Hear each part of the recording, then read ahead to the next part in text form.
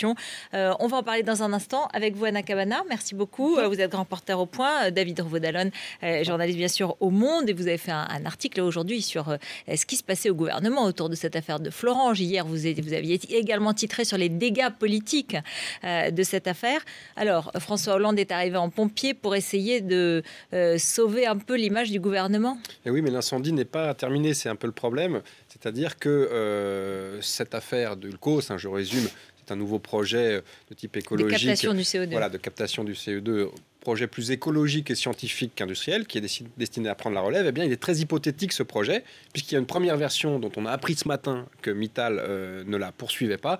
Quant à la deuxième, elle est repoussée au moins un an et demi, voire plus. Donc, ce qui avait été présenté par Jean-Marc Ayrault comme une suite des opérations, je disais, acceptable, eh bien, en réalité, c'est beaucoup plus compliqué que ça. Et donc, Montebourg, dont on va parler maintenant, bien sûr, et qui considère que ce qui s'est passé ces derniers jours est un véritable camouflet, une humiliation, eh bien, considère a posteriori que le match n'est pas encore tout à fait terminé. Donc, nouvel épisode. Donc, n'a pas encore complètement perdu la guerre contre Jean-Marc Ayrault. Avant qu'on en arrive à Montebourg, je pense que là, ce qui est important, c'est que François Hollande, qui n'était pas intervenu directement depuis le début, et dont on peut ressortir les images de la campagne, où il était aux côtés d'Édouard Martin et où il promettait en haut sur une estrade devant les salariés, sur un camion, sur un camion où il promettait aux salariés de Florange que la sidérurgie serait préservée, que le site serait préservé et modernisé. On a retrouvé évidemment ces déclarations. Il a dû monter au créneau, il a dû donner des garanties et y compris, il a dû répondre aux syndicalistes. Édouard Martin, qui était en direct il y a quelques instants avec nous, n'a pas été aussi sévère ce soir que cet après-midi. On peut imaginer qu'il a été informé que le président allait s'engager. Mais c'était une de ses promesses de campagne, comme vous l'avez dit. Et au fond, c'était tout l'espoir d'Arnaud Montebourg. C'était précisément de s'engouffrer dans une promesse de campagne de François Hollande. Et ce que ne faisait pas Jean-Marc Ayrault. Donc au fond, évidemment, les syndicalistes étaient remontés à bloc contre Matignon. Et l'Élysée a fait entendre une petite musique de jouer la modération. Donc finalement, si vous voulez, Hollande gagne contre tout le monde. Mais c'est ça, c'est-à-dire que Montebourg sort humilié de cette histoire. Gros camouflet, gros désaveu. Et Ayrault, finalement, ne sort pas gagnant non plus parce qu'il n'a pas réussi à apaiser les syndicats et qu'il a fallu que François Hollande monte lui-même au credo. Donc le vainqueur politique, tactique, parce que c'est un grand tacticien. Non mais on est dans la tactique, la route. Et donc, le vainqueur tactique de la séquence pour l'instant, c'est François Hollande qui finalement est intervenu pour apaiser un peu l'affaire. Mais moi, je suis d'accord avec David, l'affaire est pas encore bouclée, est pas encore débouclée. Et c'est d'ailleurs tout l'espoir d'Arnaud Montebourg. Au fond, lui, il cherche pas du tout à ce que les choses s'apaisent aujourd'hui. Qu'est-ce qu'il cherche? Qu'est-ce qu'il attend? Arnaud Montebourg, il pensait vraiment que c'était plié dans les derniers jours. Et là, évidemment, cette annonce que le projet Ulcos, c'est Mittal qui annonce qu'il ne va pas forcément poursuivre ce projet Ulcos, du moins dans sa première version, eh bien, ça remet en scène la solution Montebourg, je le rappelle, qui était celle de la nationalisation, qui avait été prestement évacuée par Jean-Marc Ayrault, qu'il avait fait en plus sans les formes. On va dire que Montebourg s'est vraiment senti humilié. On en a déjà parlé. On en a largement parlé, oui. Mais là-dessus... donc, depuis ce matin, il pense que ça peut revenir... On peut en reparler, mais en fait, il fait aussi prospérer son petit capital personnel, politique. C'est vrai, son petit capital de ministre qui a été bousculé ces derniers jours. Mais pour reprendre ce que disait Anna, François Hollande, certes, a joué, non pas l'un contre l'autre, mais il a laissé prospérer les stratégies, les tactiques des uns et des autres pour à la fin essayer de sortir. C'est une tactique tout à fait classique chez François Hollande, mais je ne suis pas aussi sûr qu'il ait gagné parce que vous parliez de la promesse de Nicolas Sarkozy, Ruth, c'était un dossier éminemment symbolique.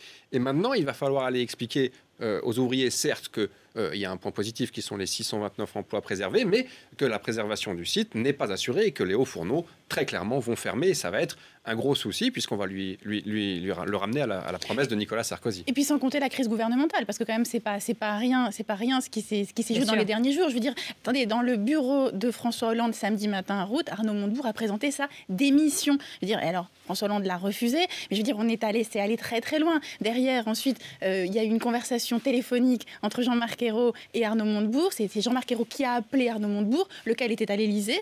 Et là, il y a eu des mots tellement forts, tellement violents, c'est-à-dire qu'il y a des hurlements d'Arnaud Montebourg qui a raccroché au nez du Premier ministre. Je veux dire, on est quand même dans une situation qui est quand même assez tendue, assez aiguë de crise gouvernementale. Je confirme, pardonnez-moi Ruth, que j'ai croisé Arnaud Montebourg il y a 2 ou 3 heures à Bercy et il était dans un état d'énervement. Je veux dire, j'ai entendu parler du pays, disons pour la presse et l'ensemble de l'œuvre des journalistes en général. général. Il est très énervé. Il est énervé, il est désespéré. Attention, parce qu'il y a vraiment les deux. Enfin, moi, je l'ai vu dimanche et il était... Enfin, voilà, c'est un homme affecté. C'est-à-dire que c'est un homme qui cherche un sursaut, mais qui a à la fois une très grande colère contre Jean-Marc Ayrault, mais alors, colère absolument épique, et qui, en même temps, est une... malheureux, qui est abattu. Bah oui. Il est abattu parce qu'au fond, vous parlez de capital politique, je veux dire, il y avait cru. Au fond, on ne peut pas lui enlever une chose, c'est qu'il y avait chez Arnaud Montebourg une vraie croyance sincère dans le fait que la nationalisation temporaire était la bonne solution. Alors, il avait investi vraiment ce projet. On va écouter Jean-Marc Ayrault, c'était ce matin, chez nos confrères d'RTL. Il explique pourquoi la nationalisation, c'était pas la bonne idée.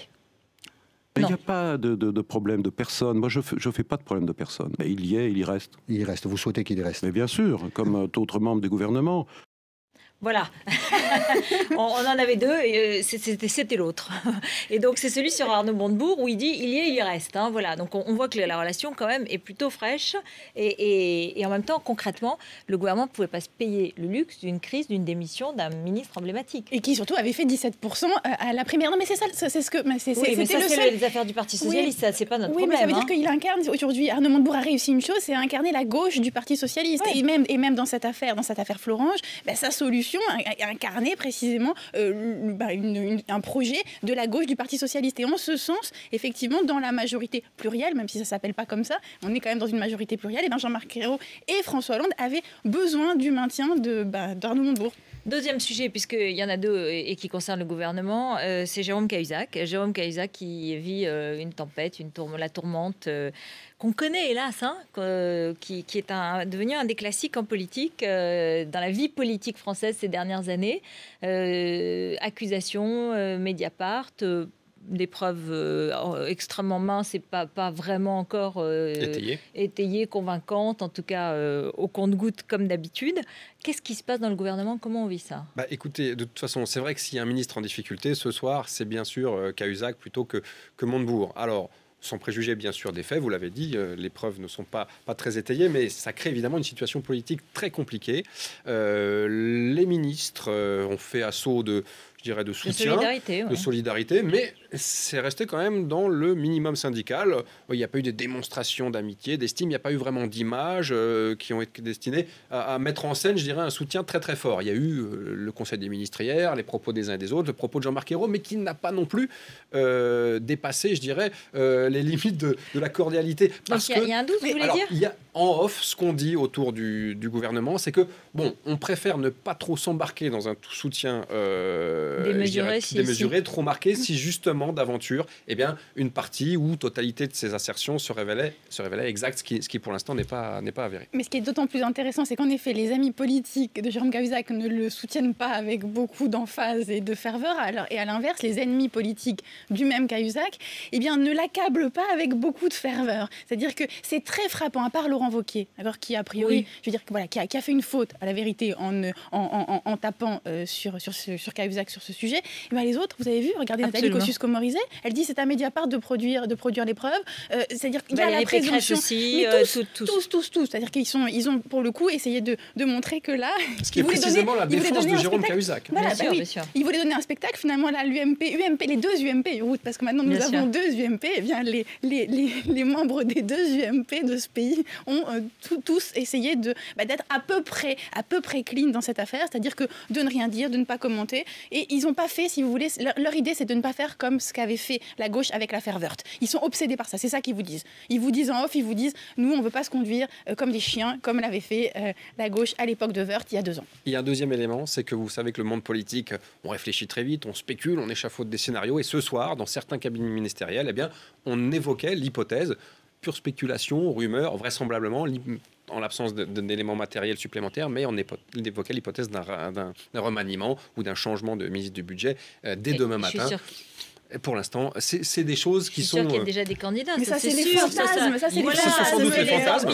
De chacun. Il faut rappeler que Jérôme Cahuzac a quand même un collectif budgétaire, un texte sur les finances publiques très important à boucler d'ici les 15 jours, donc ça semble quand même relativement improbable. Il faut aussi rappeler que Jérôme Cahuzac n'a pas que des amis au gouvernement et qu'il n'est pas très populaire auprès de ses camarades ministres. Merci beaucoup. Qu'il a marqué beaucoup de points. Merci beaucoup. Merci à tous les deux. C'est Alain Marchal, bien sûr. Je vous retrouve avec Olivier Madreux.